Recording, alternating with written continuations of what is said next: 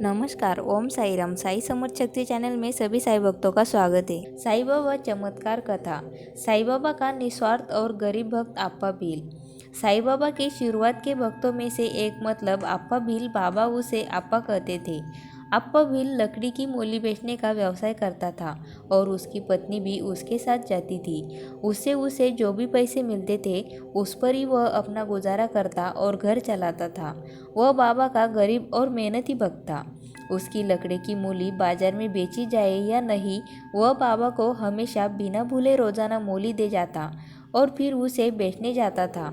और कभी कभी अगर उसकी मूली नहीं बेची जाती तो वह उस मूली को घर न ले जाकर और बची हुई कल बेचूंगा ऐसा न सोचकर वह वे मूली द्वारका माई में जाकर बाबा को दे देता था। अप्पा अपनी कमाई का लगभग आधा हिस्सा बाबा को देता था, जिससे हमें पता चलता है कि वह कितने बड़े दिल वाला होगा।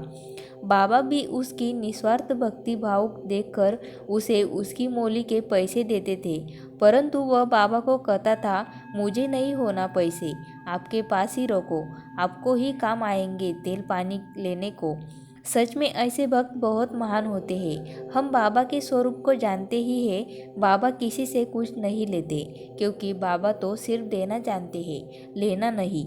हमने ऐसा बाबा की बहुत सी कहानियों में पढ़ा है। बाबा ने भी अप्पा को जिंदगी में किसी चीज़ की कमी महसूस नहीं होने दी। बाबा की कृपा से उसका व्यवसाय भी अच्छा चलने लग गया।